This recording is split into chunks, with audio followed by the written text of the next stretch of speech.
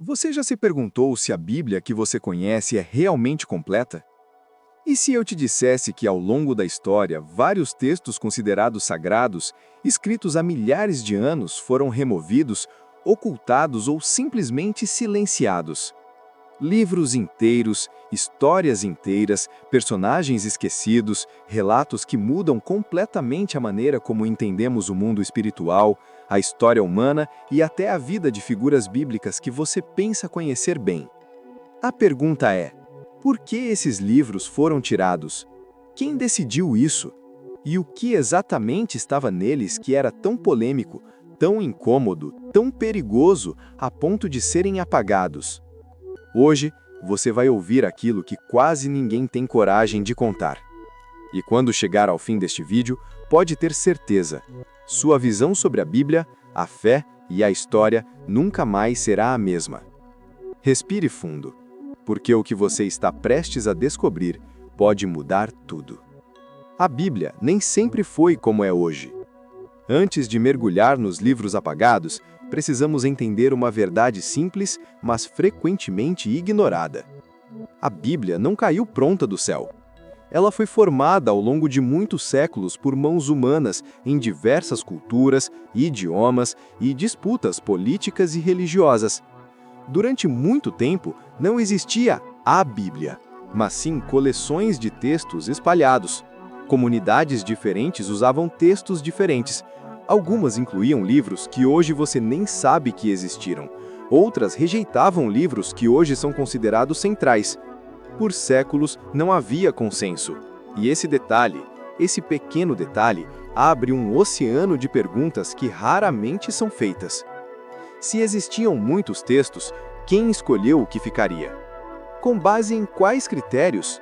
E, principalmente, o que havia nos textos rejeitados? Aqui, o primeiro choque. Existem Bíblias diferentes até hoje. Sim, e isso não é teoria, é fato. A Bíblia Católica tem 73 livros. A Protestante tem 66. A Ortodoxa tem até 79, dependendo da tradição. E algumas comunidades cristãs antigas têm mais de 80 livros em suas versões sagradas.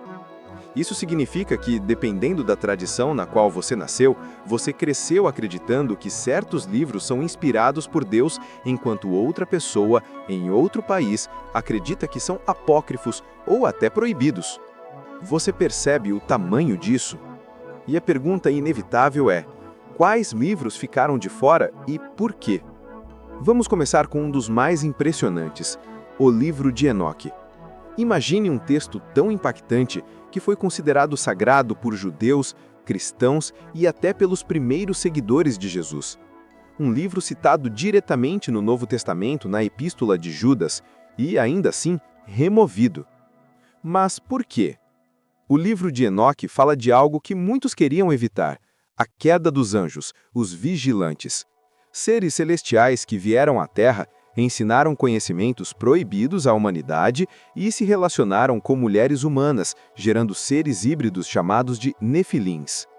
Sim, gigantes, criaturas colossais, seres mencionados no Gênesis. O livro de Enoque detalha tudo isso com clareza e ousadia e vai além. Descreve viagens celestiais, dimensões espirituais e segredos sobre o julgamento final. Era um livro poderoso demais, polêmico demais e muito específico sobre temas que a tradição judaico-cristã posterior não queria desenvolver. Assim, séculos depois, ele foi excluído. Curiosidade: só uma igreja no mundo ainda o mantém em sua Bíblia, a Etíope Ortodoxa. E isso diz muito. Menos conhecido, mas igualmente intrigante, o livro de Jubileus reconta o Gênesis e o Êxodo de forma detalhada, quase como se revelasse o que não foi dito. Ele descreve o tempo como ciclos divinos, mostra anjos envolvidos na criação e apresenta leis antigas ditas diretamente a Moisés no Monte Sinai, mas que não aparecem no texto atual da Torá. O que ele tinha de tão perigoso? Possivelmente o fato de oferecer um cronograma celestial rígido, os Jubileus. Isso assustava autoridades religiosas que preferiam uma cronologia mais flexível. Resultado: discretamente removido. Agora, vamos para o Apocalipse de Pedro, o céu e o inferno como você nunca viu. Este livro quase entrou de vez na Bíblia. Durante séculos, era lido em muitas igrejas e alguns líderes religiosos o defendiam como inspirado. Por que então foi rejeitado? Simples, porque descrevia o céu e o inferno com detalhes, vívidos, chocantes e até gráficos demais. Mas havia um problema ainda maior. Ele sugeria que algumas almas poderiam ser salvas após o castigo, ou seja, um tipo de segunda chance após a morte. Isso criou um conflito teológico enorme e, como tantas vezes acontece na história, quando a mensagem incomoda, ela é apagada. Seguimos para o Evangelho de Tomé, as palavras ocultas de Jesus. Talvez um dos textos mais provocadores já encontrados. O Evangelho de Tomé não conta a história de Jesus, mas reúne 114 de suas supostas falas. Algumas são idênticas às dos evangelhos, mas outras revelam um Jesus que fala sobre o autoconhecimento, a revelação interior e a luz dentro de cada ser humano. Um Jesus que afirma que o reino de Deus está dentro de você. Isso é profundo, transformador e perigoso para instituições que dependiam de intermediários religiosos. Por isso, o texto foi considerado herético e sepultado por quase 2000 anos até ser reencontrado no deserto egípcio em 1945. E agora, o Evangelho de Maria, a voz que foi silenciada. Este é um dos livros mais polêmicos da história cristã, não porque contradiz a fé, mas porque confronta o poder. O Evangelho de Maria mostra Maria Madalena como uma discípula próxima, respeitada e uma líder espiritual. Em certos momentos, mais compreendida do que alguns apóstolos. Há diálogos em que ela revela ensinamentos que Jesus teria compartilhado apenas com ela. Isso gerou uma crise enorme nas lideranças masculinas da época. O que fazer com um texto que dá poder a uma mulher em um mundo dominado por homens? Resposta: eliminá-lo. E assim, uma das vozes mais fortes do cristianismo primitivo foi apagada por séculos. O Pastor de Hermas, o livro que quase entrou, mas foi desconvidado. Pouca gente sabe, mas o Pastor de Hermas era um livro dos mais populares nos primeiros 300 anos do cristianismo. Chegou a ser considerado escritura por várias comunidades. Era um livro sobre arrependimento, disciplina e visões espirituais. Mas tinha um problema, ele era bom demais. Sim, ele era tão querido e tão influente que ameaçava a organização da Bíblia que os líderes estavam tentando consolidar. E o que acontece quando um livro cresce demais? Ele é excluído. Agora, chegamos no Apocalipse de Adão. O primeiro homem fala. Imagine um texto onde o próprio Adão revela segredos, visões e mensagens espirituais sobre a criação, o futuro e o destino da humanidade.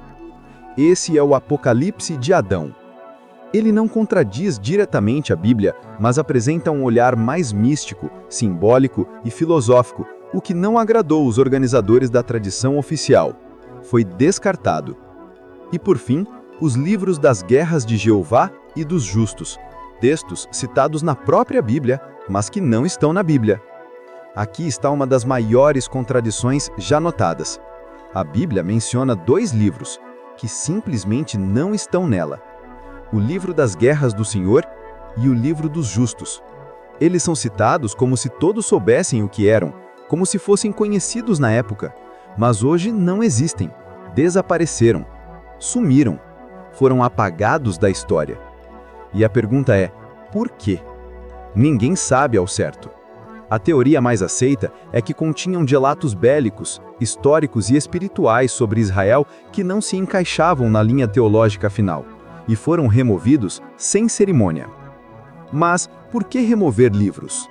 Então vamos para a resposta que ninguém gosta de ouvir. Se você chegou até aqui, talvez espere uma resposta simples, mas ela não existe. O que existe é algo mais desconfortável.